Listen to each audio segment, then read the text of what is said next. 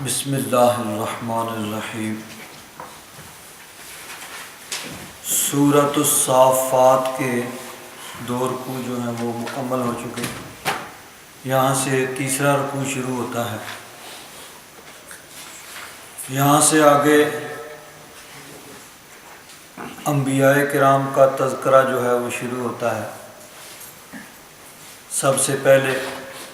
حضرت نوح علیہ نبینا علیہ الصلوۃ والسلام کا مختصراً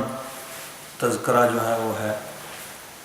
حضرت نوح علیہ السلام کا تذکرہ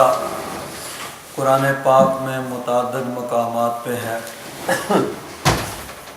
جن میں 8ویں سپارے میں ایک رکوع ہے اور پھر 11ویں سپارے میں ہے۔ 12ویں سپارے میں تفصیل کے ساتھ حضرت نوح علیہ السلام کا واقعہ،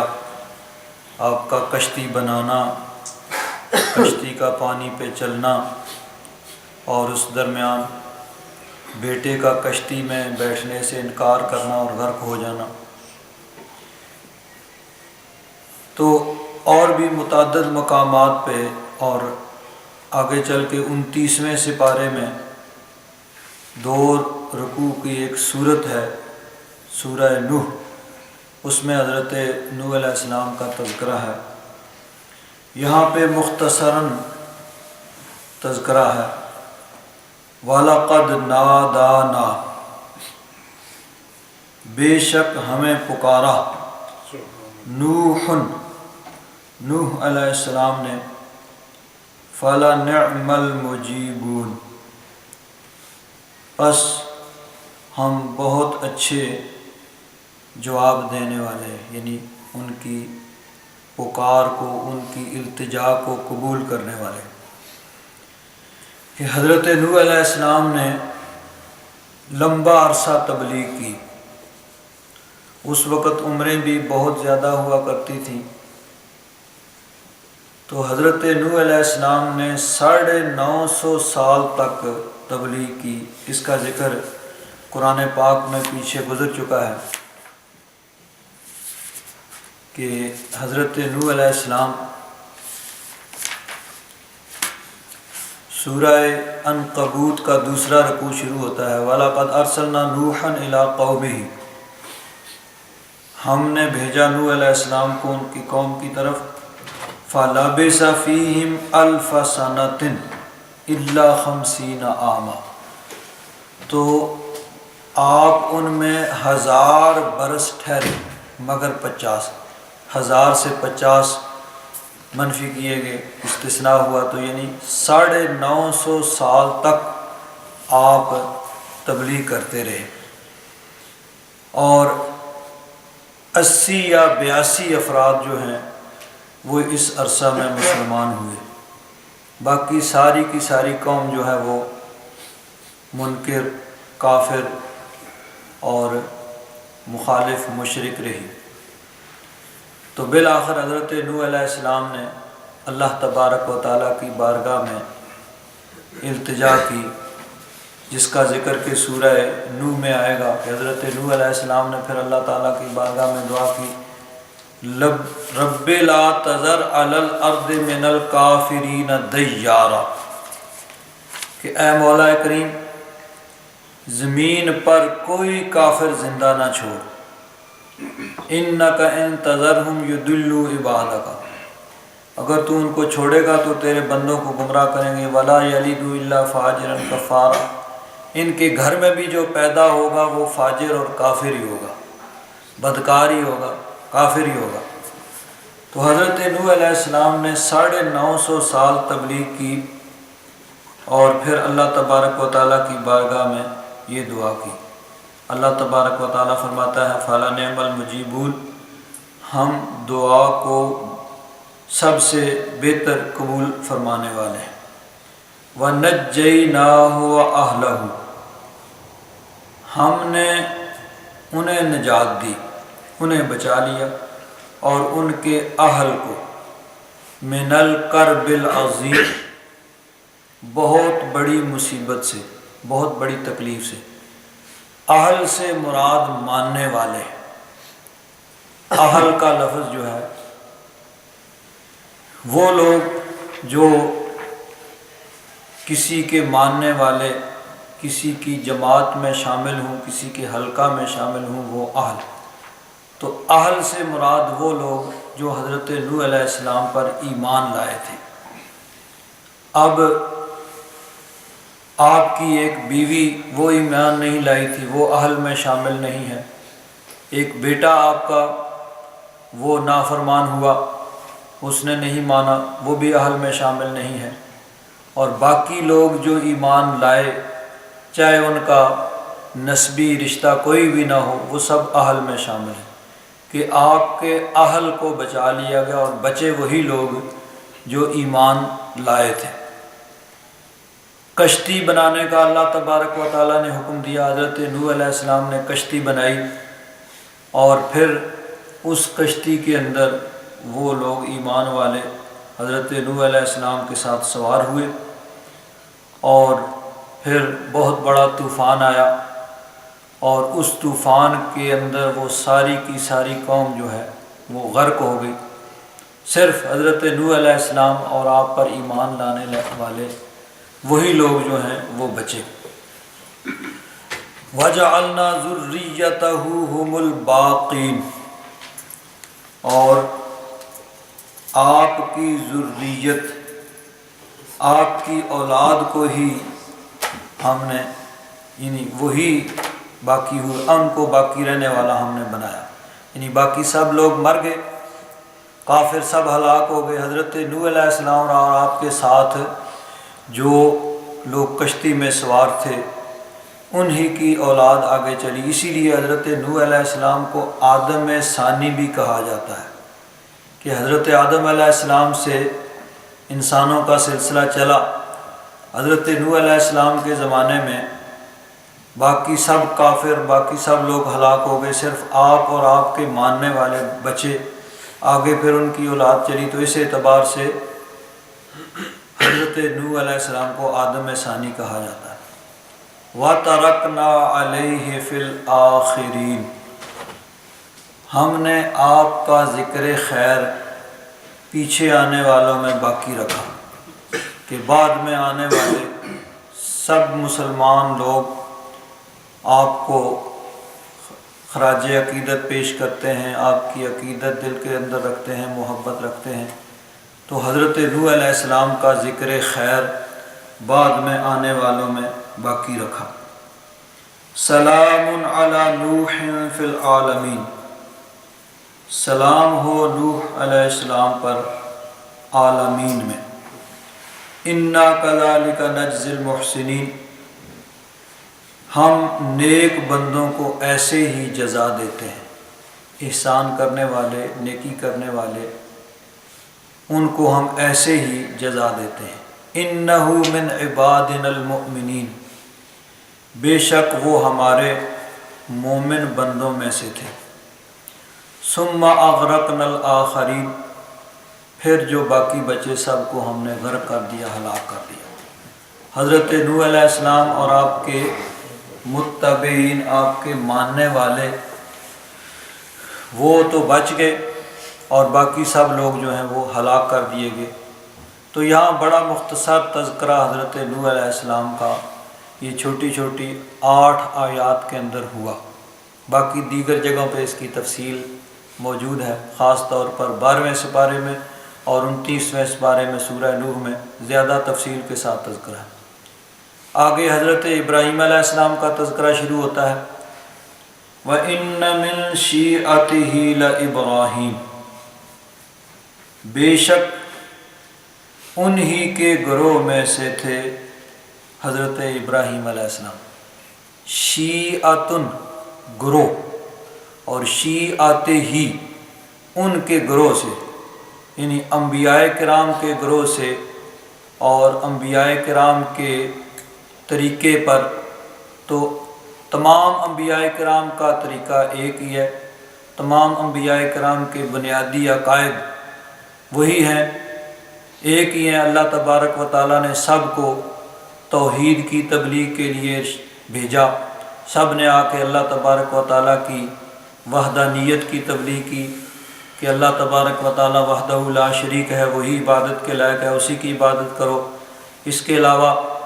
انبیاء کرام، آسمانی کتابیں، فرشتوں پر ایمان رکھو، قیامت پر ایمان رکھو۔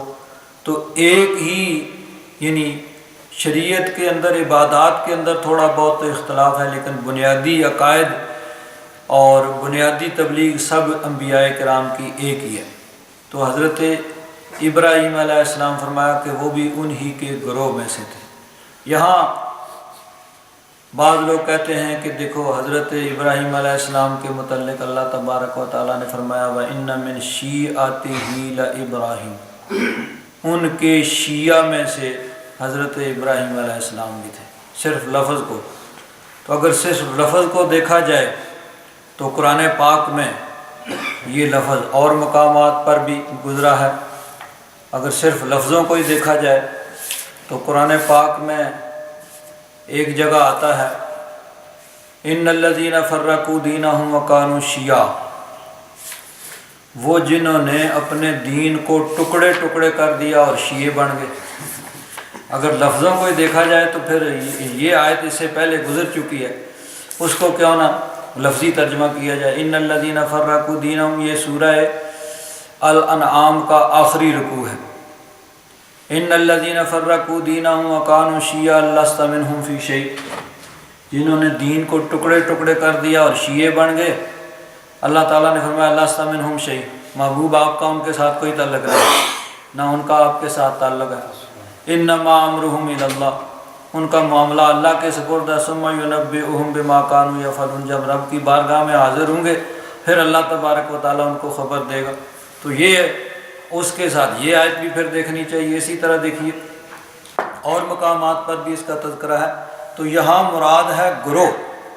کہ اسی گروہ سے تعلق رکھنے والے حضرت ابراہیم علیہ السلام بھی تھے۔ اب گروہ کوئی اچھا بھی ہو سکتا ہے، اچھے گروہ سے تعلق رکھنے والا اچھا ہو سکتا ہے، اور غلط اگر برے گروہ سے کوئی تعلق رکھے گا تو اس کا وہ برا ہو جائے گا۔ تو جس قسم کے گروہ سے تعلق رکھے گا اسی طرح کا وہ اس کا یعنی حکم بھی ہو جائے گا۔ تو انبیاء کرام کے گروہ سے، حضرت نوح علیہ السلام کے گروہ سے ہی تعلق تھا حضرت ابراہیم علیہ السلام کا۔ اذ جاء ربہ بقلب سلیم، جب وہ رب تبارک و تعالیٰ کی بارگاہ میں حاضر ہوئے قلب سلیم لے کر، صحیح دل، ایسا دل جس میں صرف اللہ تبارک و تعالیٰ کی محبت تھی، اللہ تبارک و تعالیٰ کے علاوہ کسی اور کی محبت نہیں تھی۔ حضرت ابراہیم علیہ السلام کے دل میں صرف اور صرف رب ذوالجلال کی محبت تھی۔ حضرت ابراہیم علیہ السلام کے متعلق فرمایا حنیفاً، جو تمام ادیان باطل سے کٹ کر منہ موڑ کر رب تبارک و تعالیٰ کی طرف مائل ہو جائے۔ تو حضرت ابراہیم علیہ السلام قلب سلیم، ایسا سیدھا دل جس میں صرف اور صرف رب تبارک و تعالیٰ کی محبت ہے، اور کسی کے لیے جگہ اس دل کے اندر نہیں ہے۔ رب تبارک و تعالیٰ کی محبت سے کسی اور چیز سے رغبت محبت ہے تو پھر رب کی رضا کے لیے، صرف رب کے احکام پر عمل کرنے کے لیے۔ تو قلب سلیم لے کر وہ رب کی بارگاہ میں حاضر ہوئے۔ اذ قال لأبیہ وقومہ ماذا تعبدون، جب انہوں نے کہا اپنے چچا سے اور اس کی قوم سے تم کس کو پوجتے ہو۔ لفظ اب ہے یہاں پہ، اب کا لفظ حقیقت میں باپ کے لیے ہوتا ہے، لیکن چچا کے لیے بھی استعمال ہو جاتا ہے، اور پرورش کرنے والا جو بھی ہے حقیقت میں باپ کے لیے ہے، لیکن مجازن چچا کے لیے بھی یہ لفظ استعمال ہوتا ہے۔ والد کا لفظ جو ہے وہ خاص باپ کے لیے ہے، اس کا اطلاق کسی اور پر نہیں ہوتا، لیکن لفظ اب جو ہے یہ باپ کے لیے بھی آتا ہے اور چچا کے لیے بھی آ جاتا ہے۔ قرآن پاک میں بھی اس کی مثال موجود ہے۔ پہلے سپارے میں حضرت یعقوب علیہ السلام جب آپ کے وصال کا وقت ہوا تو آپ نے اپنے بیٹوں سے پوچھا کہ میرے بعد تم کس کی عبادت کرو گے؟ تو انہوں نے کہا نعبد الہک و الہ آبائک، ہم آپ کے خدا، آپ کے معبود اور آپ کے آبا ابراہیم علیہ السلام، اسماعیل علیہ السلام اور اسحاق علیہ السلام کے معبود کی عبادت کریں گے۔ تو ابراہیم علیہ السلام دادا ہوئے، ان کے بھی لفظ اب استعمال ہوا۔ اسحاق علیہ السلام یعقوب علیہ السلام کے والد ہیں، ان کے لیے بھی لفظ اب ہے، اور اسماعیل علیہ السلام چچا ہیں ان کے بھی لفظ اب استعمال ہوا۔ تو لفظ اب جو ہے باپ، دادا اور کبھی چچا کے لیے بھی استعمال ہوتا ہے۔ تو یہ حضرت ابراہیم علیہ السلام کا اصل میں آپ کے جو والد تھے ان کا نام تھا طارخ، اور وہ آپ کے بچپن میں ہی فوت ہو گئے تھے۔ چچا جس کا نام تھا آزر، اس نے آپ کی پرورش کی تھی، اور وہ مشرک تھا، بتوں کا پجاری تھا، اور بت بناتا بھی تھا، بتوں کی وہ پوجا و پرستش بھی کرتا تھا۔ تو اس کو اور اس کی قوم کو مخاطب کر کے حضرت ابراہیم علیہ السلام نے یہ ارشاد فرمایا۔ اب قرآن پاک میں اس کے لیے لفظ اب ہی استعمال ہوا ہے، کیونکہ وہ پرورش کرنے والا تھا تو اس کے لیے لفظ اب استعمال ہوا، اور حضرت ابراہیم علیہ السلام نے اس کو بڑی تبلیغ کی، آپ اس کو تبلیغ کرتے رہے، اور اس کے لیے بڑی دل سوزی کے ساتھ آپ کوشش کرتے رہے کہ یہ کلمہ پڑھ لیں اور مسلمان ہو جائے، لیکن وہ مسلمان نہیں ہوا۔ حضرت ابراہیم علیہ السلام کے اس کے متعلق قرآن پاک میں یہ 11ویں سپارے میں ہے کہ حضرت ابراہیم علیہ السلام نے اس کے لیے پہلے کوشش کی، وَمَا كَانَ اسْتِغْفَارُ إِبْرَاهِيمَ لِأَبِيهِ إِلَّا عَن مَّوْعِدَةٍ وَعَدَهَا إِيَّاهُ۔ حضرت ابراہیم علیہ السلام نے جو اپنے اب یعنی چچا آزر کے لیے استغفار کی، اس سے پیچھے ہے کہ مومن کو یہ نہیں چاہیے کہ وہ مشرکوں کے لیے استغفار کرے۔ مَا كَانَ لِلنَّبِيِّ وَالَّذِينَ آمَنُوا، نبی اور مومنوں کو یہ جائز نہیں ہے کہ وہ بخشش مانگے مشرکوں کے لیے، وَلَوْ كَانُوا أُولِي قُرْبَىٰ، اگرچہ وہ قریبی رشتہ دار ہوں، یعنی جو کفر کی حالت میں مر گئے ہیں ان کے لیے مغفرت اور بخشش کا یعنی مغفرت اور بخشش کی اجازت نہیں ہے، ان کے لیے مغفرت اور بخشش کی دعا نہیں کر سکتے۔ ہاں جو ایمان کی حالت میں فوت ہوا ہے چاہے کتنا بھی گناہ گار ہو اس کے لیے مغفرت اور بخشش کی دعا کی جائے گی، کافر مشرک کے لیے مغفرت اور بخشش کی دعا نہیں کی جائے گی۔ تو اس کے آگے فرمایا حضرت ابراہیم علیہ السلام نے جو اپنے اب یعنی چچا کے لیے دعا کی تھی وہ ایک وعدے کی وجہ سے انہوں نے کیا، فلما تبین له انه عدو الله تبرأ منه، جب ظاہر ہو گیا کہ وہ اللہ کا دشمن ہے تو پھر آپ نے اس سے برات کا اعلان کر دیا۔ اس سے تو برات کا اعلان کر دیا، لیکن اپنے والدین کے لیے حضرت ابراہیم علیہ السلام نے دعا کی۔ جب آپ نے خانہ کعبہ تعمیر کیا اور خانہ کعبہ تعمیر کرنے کے بعد اللہ تبارک و تعالیٰ کی بارگاہ میں دعا مانگتے ہیں، رب اغفر لی ولوالدی، اے مولا مجھے بھی بخش دے اور میرے ماں باپ کو بھی۔ تو اپنے ماں باپ کے لیے تو دعا کر رہے ہیں کیونکہ حقیقی والد جو تھے وہ مسلمان تھے، اس لیے ان کے لیے دعا ہو رہی ہے۔ حضرت ابراہیم علیہ السلام خانہ کعبہ کی تعمیر کے بعد بھی ان کے لیے دعا مانگ رہے، اور چچا جو تھا وہ چونکہ مشرک تھا تو پہلے اس کے لیے آپ کوشش کرتے رہے، جب بات واضح ہوگی بھئی یہ تو نہیں مانے گا اور کفر کی حالت میں مر گیا تو پھر اس سے برات کا اعلان کر دیا۔ تو دونوں چیزیں صراحتاً قرآن پاک میں موجود ہیں کہ جس کے لیے لفظ اب بولا جا رہا ہے، جو آپ کا پرورش کرنے والا آپ کا چچا تھا آزر تھا، وہ چونکہ شرک کی حالت میں مر گیا تو جب واضح ہوگی بات تو اس کے لیے پھر آپ نے برات کا اعلان کر دیا، بھئی اب میں تیرے لیے کچھ نہیں کروں گا، تیرے لیے دعا کرنے کی اجازت نہیں ہے۔ لیکن آپ کے والدین، آپ کے والد، آپ کی والدہ چونکہ موحد تھے، اللہ تبارک و تعالیٰ کو وحدہ لا شریک مانتے تھے، تو ان کے لیے آپ نے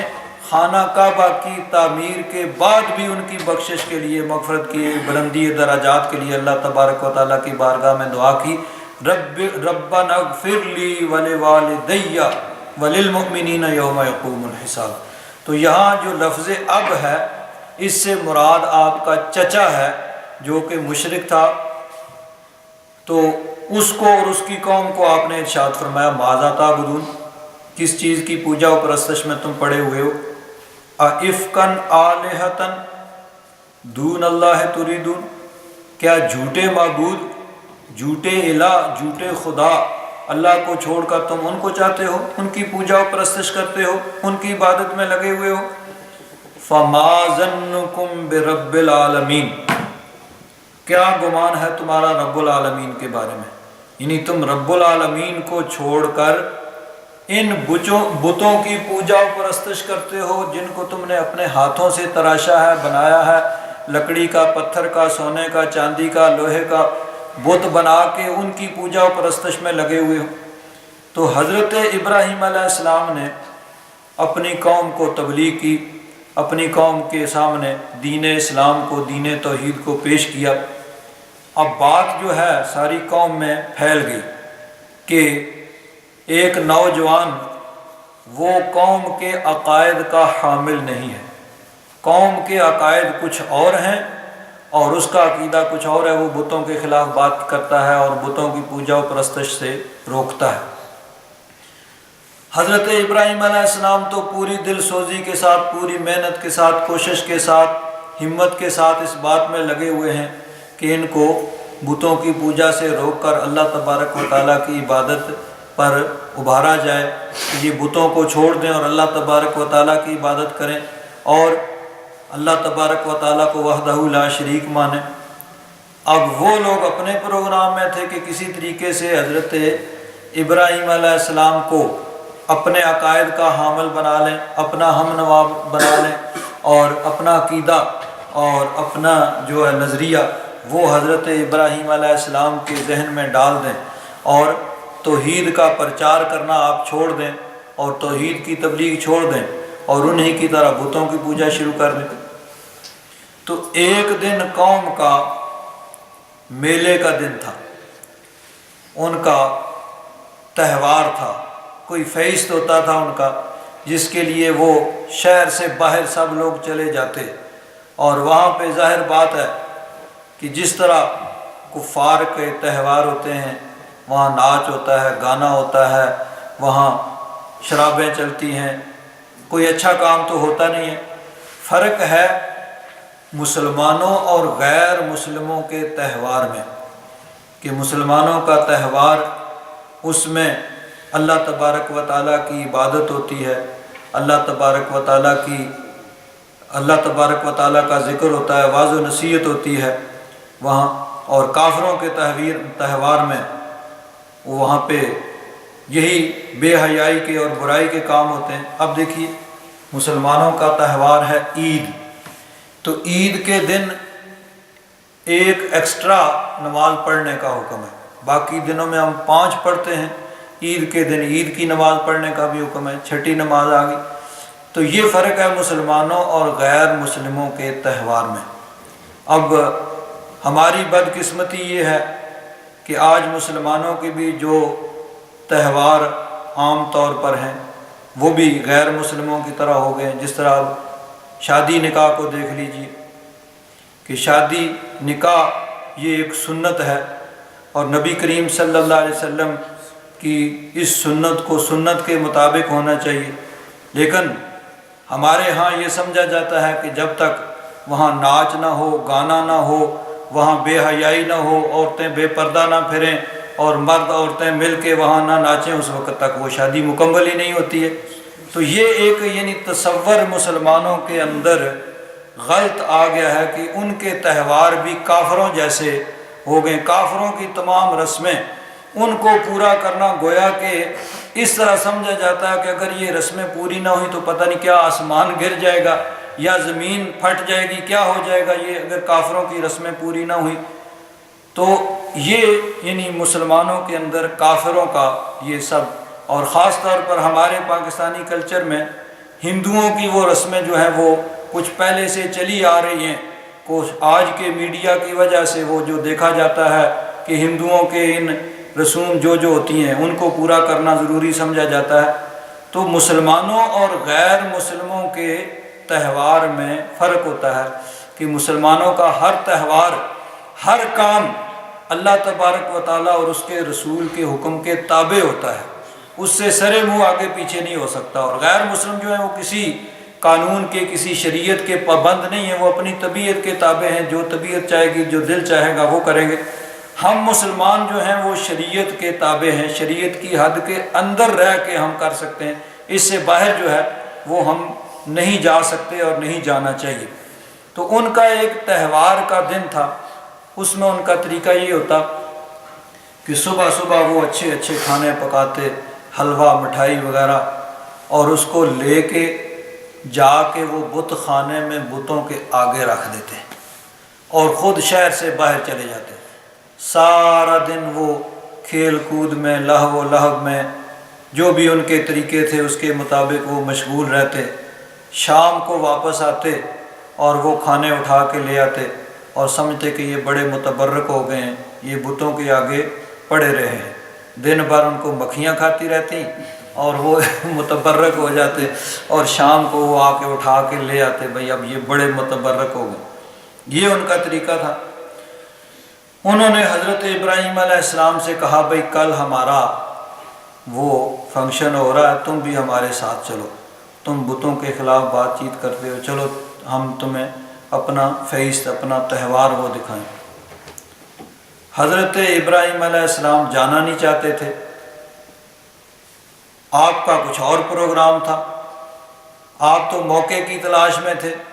کہ کبھی مجھے موقع ملے اور میرا ہاتھ روکنے والا کوئی نہ ہو تو پھر میں ان بتوں کی درگت بناؤں۔ تو اس لیے حضرت ابراہیم علیہ السلام جانا نہیں چاہتے تھے، تو آپ نے فرمایا بھائی نہیں، میں نہیں جانا چاہتا، میری طبیعت نہیں ٹھیک، تم جاؤ۔ تو وہ لوگ چلے گئے، حضرت ابراہیم علیہ السلام کو پھر موقع مل گیا تو فرمایا فَنَظَرَ نَظْرَةً فِي النُّجُومِ، آپ نے ستاروں کو دیکھا، فَقَالَ إِنِّي سَقِيمٌ، فرمایا میں بیمار ہوں، میری طبیعت نہیں ٹھیک، میں نہیں جانا چاہتا۔ اب یہاں جب انہوں نے کہا چلنا چاہیں تو ستاروں کو دیکھا، اس میں اصل میں آپ ان کو تاثر دینا چاہتے تھے کہ اس زمانے میں علم نجوم بھی عام تھا، ستاروں کی چال کو وہ دیکھ کر یہ کہا کرتے تھے اب یہ ہوگا، وہ ہوگا، اب بارش آئے گی، اب آندھی آئے گی، اب یہ قحط پڑے گا، اور اب فلاں کو شکست ہوگی اور فلاں کو فتح ہوگی۔ ستاروں کو دیکھ کر وہ اس طرح کے آئندہ کے احوال کو بیان کیا کرتے تھے۔ تو آپ نے ان کو انہی کے نظریے کے مطابق یہ تاثر دینے کے لیے ستاروں کی طرف دیکھا، اور گویا انہوں نے یہ سمجھا کہ شاید ستاروں کی چال سے یہ سمجھ رہے ہیں کہ بیمار، حالانکہ آپ کا مراد یہ تھی کہ میں تمہارے اس دین سے بیزار ہوں، اس وجہ سے میری طبیعت جو ہے وہ ٹھیک نہیں ہے۔ بہرحال فَتَوَلَّوْا عَنْهُ مُدْبِرِينَ، آپ نے فرمایا میری طبیعت ٹھیک نہیں، میں نہیں جانا چاہتا، تو وہ چھوڑ کر چلے گئے۔ وہ اپنے معمول کے مطابق انہوں نے کھانے پکائے اور ان کو بتوں کے سامنے رکھا، اور خود شہر سے باہر ساری قوم جو ہے وہ تہوار منانے کے لیے چلی گئی۔ حضرت ابراہیم علیہ السلام کو موقع مل گیا، حضرت ابراہیم علیہ السلام نے ہتھوڑا لیا اور ہتھوڑا لے کر بت خانے میں چلے گئے۔ بت خانے میں جا کے دیکھا کہ ایک بڑا بت جو ہے اس کو سجا کے رکھا گیا ہے، اور اس کے ایک طرف اس طرح بتوں کی آگے لائن لگی ہوئی ہے، دوسری طرف بھی بتوں کی لائن لگی ہوئی ہے۔ بڑا بت جو ہے وہ گویا ان کے سربراہ کے طور پر انہوں نے اس کو رکھا ہوا ہے، اور دائیں بائیں اس کے جس طرح وزیر مشیر بادشاہ کے بیٹھتے ہیں ان کی لائن لگی ہوئی ہے۔ حضرت ابراہیم علیہ السلام بت خانے میں گئے، فراغ الی آلہتہم، آپ ان کے معبودوں کے پاس گئے، فقال لا تاکلون، فرمایا کیا بات ہے کھاتے نہیں؟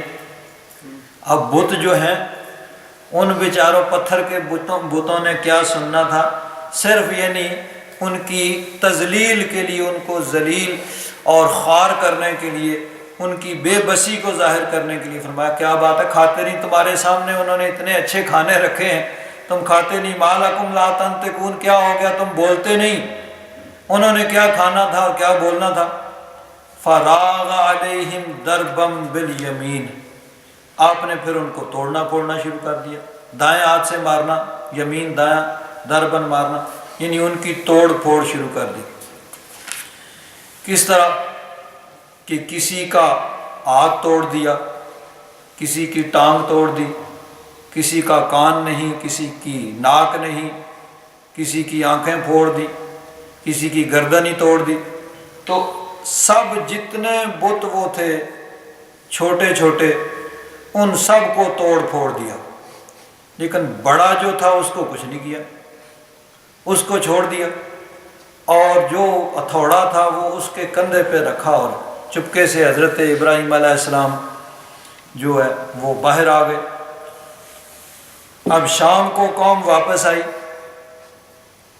واپس آ کے اپنے معمول کے مطابق وہ بت خانے میں گئے، تو بت خانے کی کیفیت یہ تھی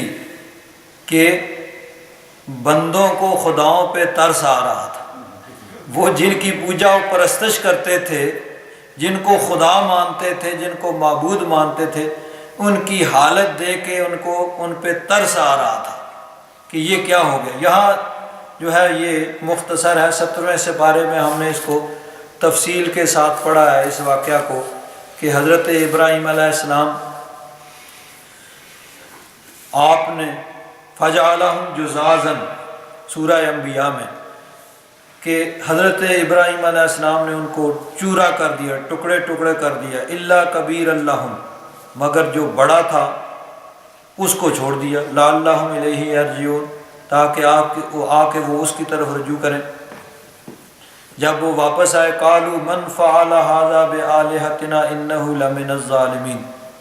ہمارے خداؤں کے ساتھ، ہمارے معبودوں کے ساتھ جس نے یہ حشر کیا ہے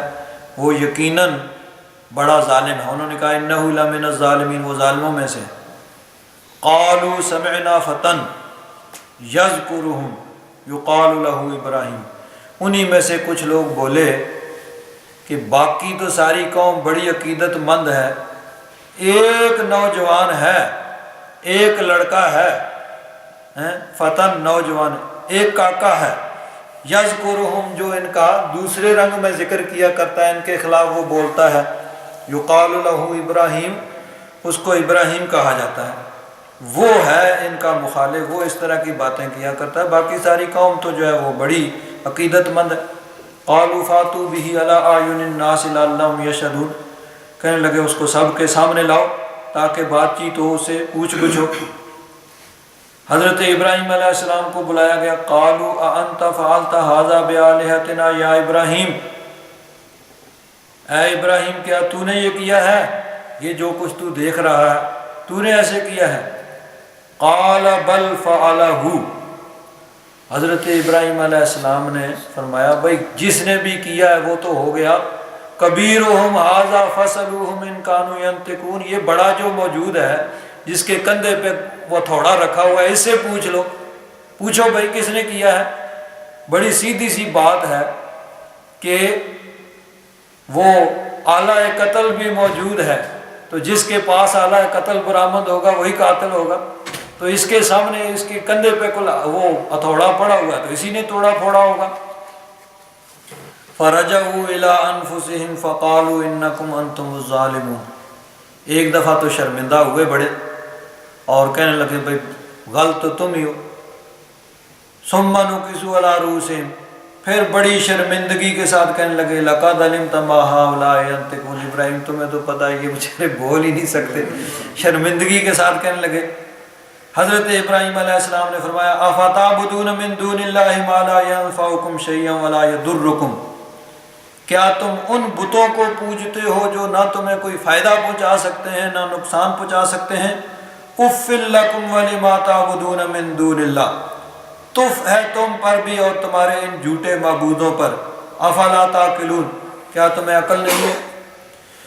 تو یہاں پر بھی اختصار کے ساتھ اسی چیز کو بیان فرمایا، فَأَقْبَلُوا إِلَيْهِ يَزِفُّونَ، وہ دوڑتے ہوئے حضرت ابراہیم علیہ السلام کے پاس آئے اور آ کر باز پرس کی، پوچھا، انکوائری کی کہ آپ نے یہ کام کیا ہے۔ ساری بات چیت ہوگی۔ حضرت ابراہیم علیہ السلام نے فرمایا اتعبدون ما تنحتون، کیا تم ان کو پوجتے ہو جن کو اپنے ہاتھوں سے بناتے ہو، تراشتے ہو، گھڑتے ہو؟ واللہ خلقکم وما تعملون،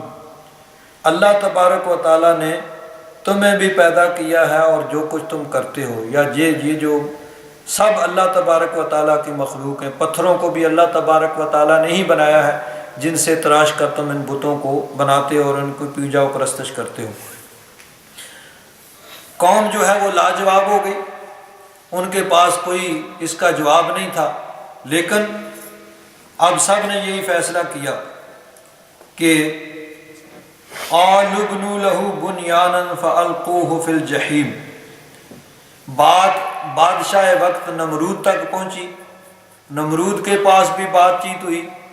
نمرود بھی حضرت ابراہیم علیہ السلام کے ساتھ مناظرے میں، بات چیت میں لاجواب ہو گیا، وہ بھی بے بس ہو گیا، اس کو بھی کوئی جواب نہ بن پڑا۔ اب لاجواب ہو گئے، چاہیے تو یہ تھا کہ مان جاتے، لیکن ماننا انہوں نے تھا نہیں۔ انہوں نے کہا کہ یہ بڑا بے ادب ہے، بڑا گستاخ ہے، اس نے بتوں کو بھی توڑا پھوڑا ہے، بادشاہ کی بھی جا کے بادشاہ کے دربار کا بھی خیال نہیں رکھا ہے، اس کو عبرت ناک سزا ملنی چاہیے، ایسی سزا دینی چاہیے کہ آئندہ کوئی بادشاہ کے دربار کے پروٹوکول کے خلاف بات کرنے کے بارے میں سوچ نہ سکے، بتوں کے بارے میں کوئی غلط بات سوچ بھی نہ سکے، ایسی سزا اس کو ملنی چاہیے۔ بالآخر فیصلہ یہ ہوا کہ حضرت ابراہیم علیہ السلام کو آگ میں جلا دیا جائے۔ قالوا ابنوا له بنیانا، انہوں نے کہا بناؤ اس کے لیے ایک بہت بڑی عمارت، ایک بہت بڑی حویلی ہو، اس میں آگ جلائی جائے اور پھر حضرت ابراہیم علیہ السلام کو اس آگ کے اندر پھینک دیا جائے۔ فَأَرَادُوا بِهِ كَيْدًا فَجَعَلْنَاهُمُ الْأَسْفَلِينَ، انہوں نے تو مکر کیا لیکن ہم نے ان کو ناکام بنا دیا، کہ انہوں نے اپنے خیال کے مطابق حضرت ابراہیم علیہ السلام کو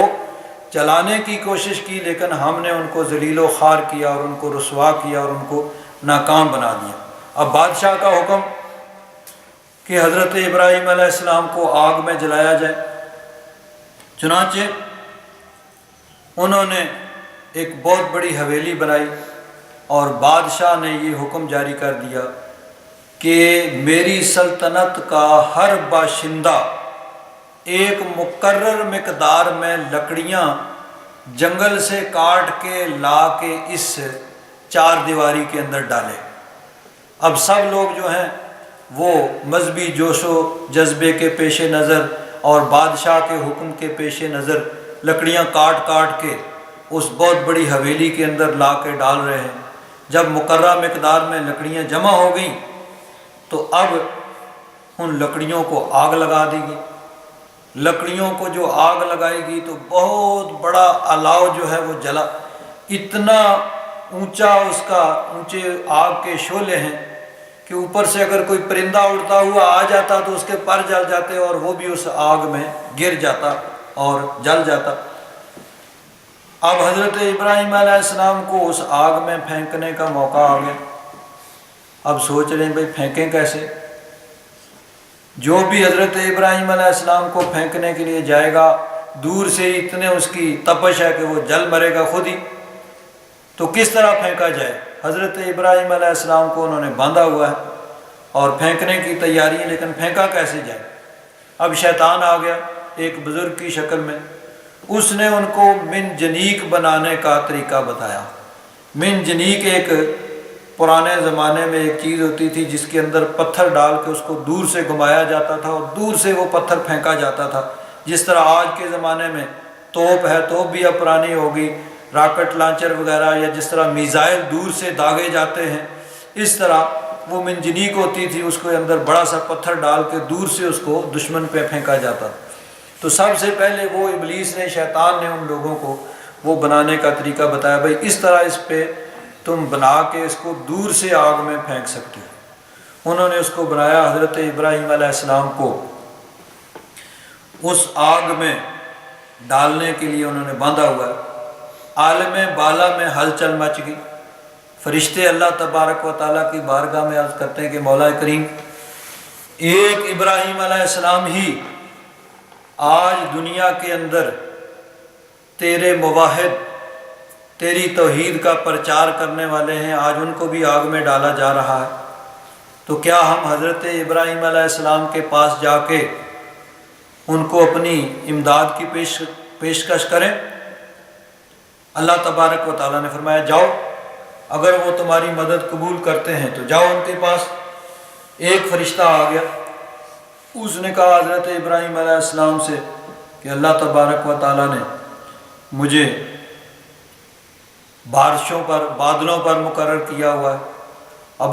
اگر آپ حکم دیں تو میں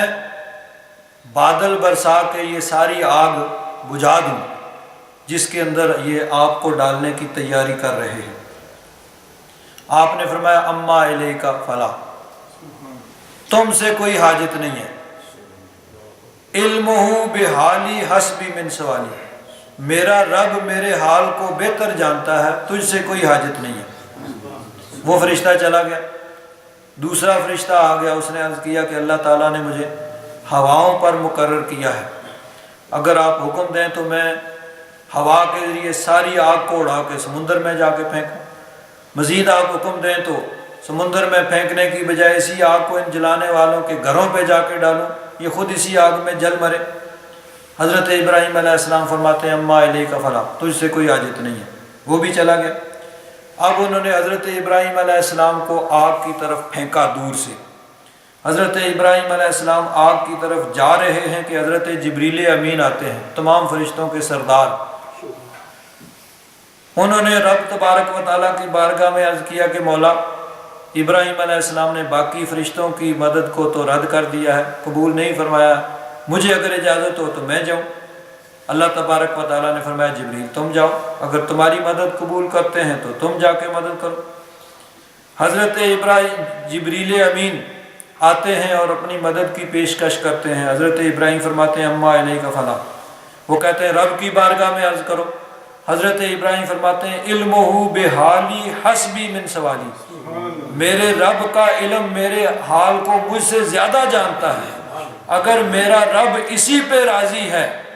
تو یہ ایک جان دے کے اگر رب کی رضا حاصل ہو جائے تو یہ سودا کوئی مہنگا نہیں ہے، میرا رب میرے حال کو مجھ سے بہتر جانتا ہے۔ حضرت ابراہیم علیہ السلام نے ان کی مدد کو بھی قبول نہیں فرمایا۔ یہاں ایک بات ہے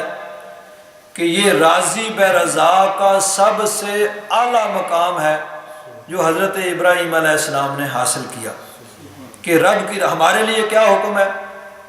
کہ اگر کوئی تکلیف آتی ہے، کوئی مصیبت آتی ہے، کوئی بیماری آتی ہے، کوئی پریشانی آتی ہے،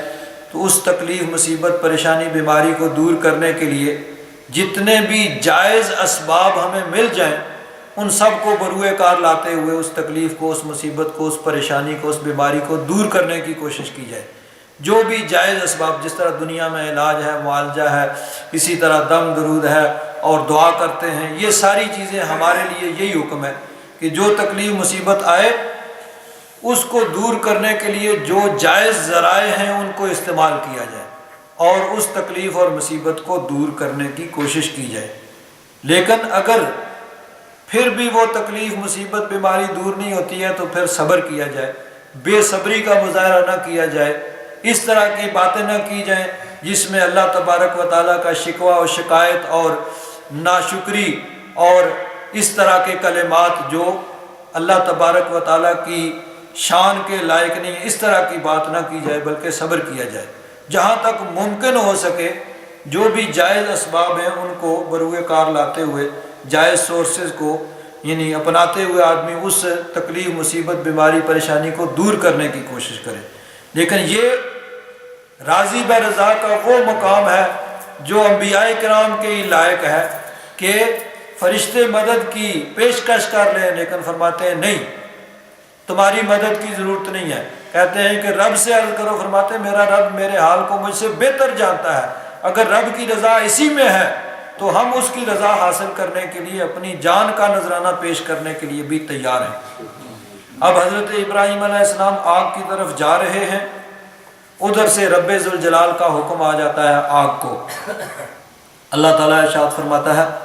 قلنا یا نار کونی بردا وسلاما علی ابراہیم، یہ سورہ انبیاء کی آیت ہے۔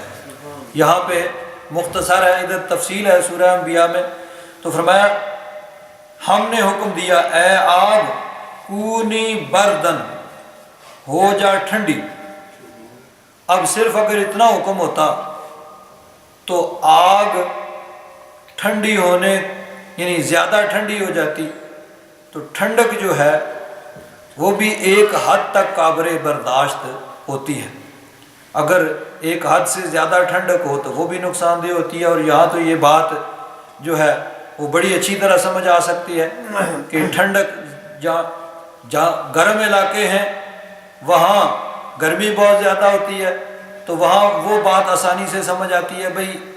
گرمی بھی ایک حد تک جو ہے وہ برداشت ہو سکتی ہے، اگر اس سے زیادہ گرمی ہو تو وہ بھی برداشت نہیں ہو سکتی، اور ٹھنڈک بھی جو ہے وہ ایک حد تک ہوتی ہے، اگر اس سے زیادہ ہو تو وہ بھی برداشت نہیں ہو سکتی۔ اب یہاں چونکہ گرمی نہیں ہوتی ہے تو لوگ خوشی مناتے ہیں جب گرمی آتی ہے، لیکن اگر کبھی جون میں ادھر چلے جائیں تو پھر پتہ چلے کہ کیسے یہ کپڑے اتار کے دھوپ میں پڑتے ہیں تھوڑی دیر کے لیے۔ تو یہ ہوتا ہے کہ گرمی اور سردی جو ہے وہ ایک حد تک قابل برداشت ہوتی ہے۔ جس طرح ضرورت سے زیادہ گرمی ہو تو وہ ناقابل برداشت ہو سکتی ہے، اسی طرح ایک حد سے زیادہ ٹھنڈک ہو تو وہ بھی ناقابل برداشت ہے۔ تو اب اگر صرف اتنا حکم ہوتا آگ کو کہ کونی بردن، ٹھنڈی ہو جا، تو آگ بہت زیادہ ٹھنڈی ہو جاتی اور وہ بھی تکلیف دہ ہوتی۔ تو اس لیے فرمایا وَسَلَامًا عَلَىٰ ابراہیم، ضرورت سے زیادہ ٹھنڈا بھی نہیں ہونا ہے کہ میرے خلیل کو اس سے تکلیف پہنچے، بلکہ ابراہیم علیہ السلام کے واسطے سلامتی والی بن جا۔ تو رب ذوالجلال کے حکم سے وہ آگ جو ہے وہ گلزار بن گئی، ایک باغ کی شکل اختیار کر گئی۔ تو بظاہر آگ کے شعلے جل رہے ہیں، لیکن حضرت ابراہیم علیہ السلام کے لیے وہی آگ، وہی نار جو ہے وہ گلزار بن گئی ہے، سلامتی والی بن گئی ہے۔ حضرت ابراہیم علیہ السلام اس آگ کے اندر بھی سلامت رہتے ہیں۔ تو اللہ تبارک و تعالیٰ قادر ہے۔ عام طور پر دنیا میں یہی ہوتا ہے کہ اللہ تبارک و تعالیٰ نے جو خاصیتیں جن چیزوں میں رکھی ہیں وہ وہی کام کرتی ہیں۔ آگ کے اندر جلانے کی خاصیت رکھی ہے تو آگ جو ہے وہ جلاتی ہے، پانی جو ہے وہ ڈبونے اس میں جو چیز جاتی ہے ڈوب جاتی ہے۔ تو ہر چیز کے اندر جو جو اللہ تبارک و تعالیٰ نے خاصیت رکھی ہے وہ چیز وہی کام کرتی ہے، لیکن اللہ تبارک و تعالیٰ قادر ہے، چاہے تو وہ اس کی اس خاصیت کو ختم کر دے۔ حضرت ابراہیم علیہ السلام کے لیے اللہ تبارک و تعالیٰ نے آگ کی اس گرمی کی خاصیت کو ختم کر دیا تو وہ سلامتی والی بن گئی۔ تو اللہ تبارک و تعالیٰ نے آگ کو حکم دیا تو وہ سلامتی والی بن گئی۔ فرمایا وَأَرَادُوا بِهِ كَيْدًا فَجَعَلْنَاهُمُ الْأَخْسَرِينَ، انہوں نے وہاں مکر کیا، آپ کے خلاف منصوبہ بندی کی، تو فرمایا ہم نے ان کو نقصان اٹھانے والا کر دیا۔ اور یہاں پہ فرمایا یعنی یہی آیت جو ہے دونوں جگہ پہ تھوڑا سا لفظوں کے اندر فرق ہے۔ یہاں فَأَرَادُوا بِهِ كَيْدًا فَجَعَلْنَاهُمُ الْأَسْفَلِينَ، اور سورہ انبیاء میں وَأَرَادُوا بِهِ كَيْدًا فَجَعَلْنَاهُمُ الْأَخْسَرِينَ، کہ انہوں نے مکر کیا، دھوکہ کیا اور فریب کیا اور آپ کے خلاف منصوبہ بندی کی، پلاننگ کی، آپ کو جلانے کا منصوبہ بنایا، لیکن ہم نے ان کو ناکام کر دیا، نامراد کر دیا، ذلیل و خوار کر دیا، وہ اپنے اس منصوبے میں ناکام ہو گئے۔ اور حضرت ابراہیم علیہ السلام کے لیے آگ کو اللہ تبارک و تعالیٰ نے گلزار بنا دیا، اور حضرت ابراہیم علیہ السلام اس آگ میں صحیح و سلامت رہے۔ یہاں ایک دو باتیں قابل غور ہیں کہ بعض روایات میں آتا ہے، ایک حدیث پاک میں ہے کہ ام المومنین حضرت عائشہ صدیقہ رضی اللہ تعالیٰ عنہ ارشاد فرماتی ہیں کہ حضرت ام المومنین کے پاس ایک نیزہ تھا، برچھا تھا، تو ان سے پوچھا گیا کہ آپ اس نیزے سے کیا کرتی ہیں؟ انہوں نے کہا ہم اس سے چھپکلیوں کو مارتے ہیں۔ چھپکلی یہ جو یعنی اس طرح روشنی جل رہی ہوتی ہے اس کے پاس پھرتی ہوتی ہے وہ، اور کیڑے مکوڑے وہ کھاتی ہے، تو اس چھپکلی کو مارنے کے لیے یہ رکھی ہوئی ہے۔ اب اس کی مختلف چیزیں ہوتی ہیں، گرگٹ اس کو کہتے ہیں، چھپکلی کہتے ہیں، چھوٹا سا بڑا ہوتا ہے اس کو سانڈا کہتے ہیں پنجابی میں، تو یہ اس کی مختلف صورتیں ہوتی ہیں۔ تو فرمایا اس کو مارنے کے لیے، اس لیے کہ رسول اللہ صلی اللہ علیہ وسلم نے ارشاد فرمایا کہ جب حضرت ابراہیم علیہ السلام کو آگ میں ڈالا گیا تو چھپکلی کے سوا زمین کا ہر جانور ان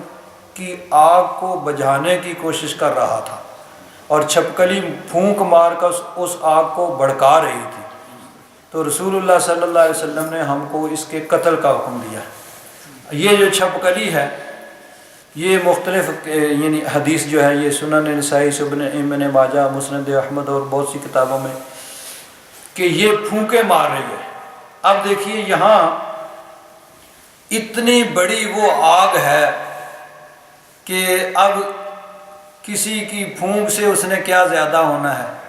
یا اگر کوئی پانی اس کے اوپر ڈالے گا تو اس میں کیا فرق پڑ جائے گا، لیکن یہ ہے کہ اصل کسی کی ذہنیت اس کا پتہ چلتا ہے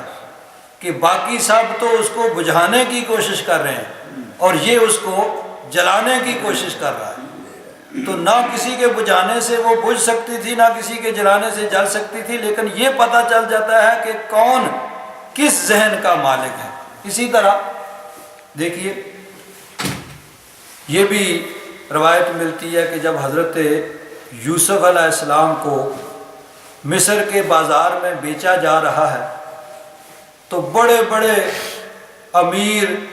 اور بڑے بڑے یعنی امیر لوگ وہ خریدنے کے لیے بڑی بڑی رقمیں سونا چاندی لے کے آئے ہیں، اور ایک مائی وہ سوتر کی وہ چھوٹی سی اٹی وہ لے کے آ گئی۔ کسی نے کہا مائی یہاں تو بڑے بڑے امیر لوگ سونا چاندی لے کے آئے ہیں، ان کے مقابلے میں تیری اس کی کیا حیثیت ہے؟ اس نے کہا کچھ ہو نہ ہو، میں تو صرف یوسف کے خریداروں میں اپنا نام لکھوانا چاہتا ہوں۔ تو اصل جو ہے ذہنیت کا جو پتہ چل جاتا ہے کہ یوسف کے خریداروں میں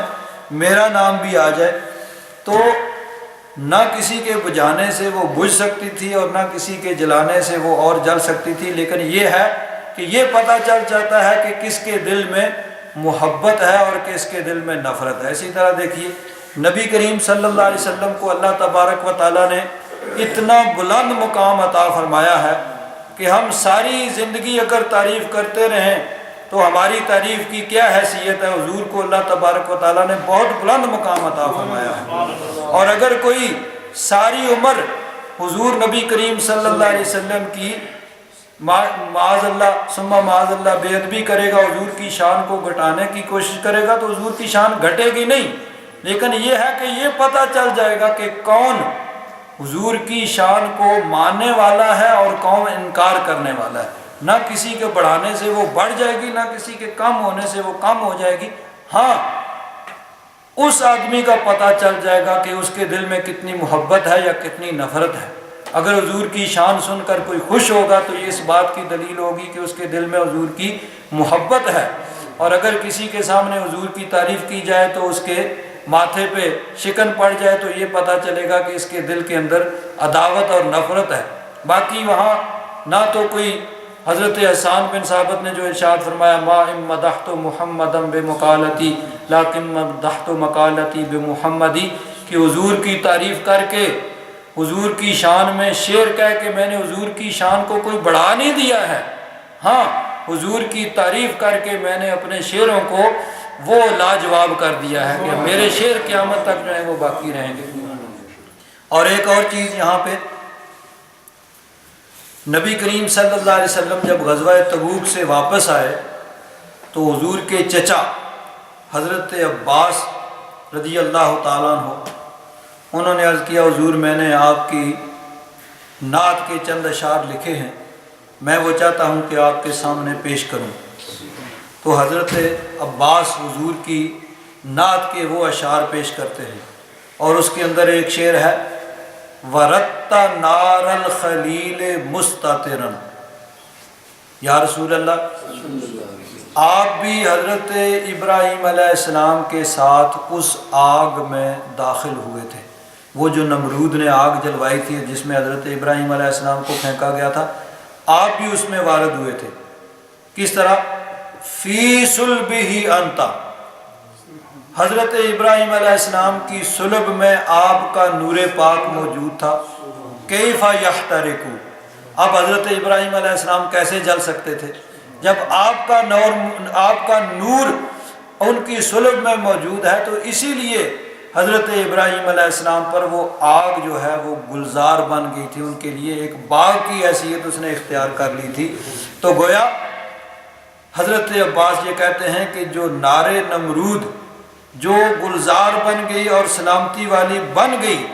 وجہ یہ تھی کہ نبی کریم صلی اللہ علیہ وسلم کا نور پاک حضرت ابراہیم علیہ السلام کی پشت کے اندر موجود تھا، ان کی صلب کے اندر موجود تھا۔ تو حضور کے نور پاک کی برکت سے وہ نار جو ہے وہ گلزار بن گئی تھی۔ تو حضرت ابراہیم علیہ السلام پر اگر آگ سلامتی والی بنتی ہے تو برکت ہے نور مصطفیٰ صلی اللہ تعالیٰ علیہ وسلم کی۔ حضرت آدم علیہ السلام کی توبہ قبول ہوتی ہے تو برکت ہے نبی کریم صلی اللہ علیہ وسلم کے نور پاک کی۔ اسی لیے ایک شاعر نے کہا ہے کہ کشتی نوح میں، نار نمرود میں، بطن ماہی میں یونس کی فریاد پر، حضرت یونس علیہ السلام جو اس مچھلی کے پیٹ میں تھے وہاں پر جو انہوں نے فریاد کی تھی، کشتی نوح میں، نار نمرود میں، بطن ماہی میں یونس کی فریاد پر، آپ کا نام نامی ہے صلی اللہ، ہر جگہ ہر مصیبت میں کام آ گئے۔ تو یہ برکت تھی نبی کریم صلی اللہ علیہ وسلم کے نور پاک کی۔ تو آگ گلزار ہوتی ہے تو نور پاک کی برکت ہے، اور حضرت اسماعیل علیہ السلام اگر چھری کی تیز دھار سے بچتے ہیں تو وہ بھی برکت تھی نبی کریم صلی اللہ علیہ وسلم کے نور پاک کی۔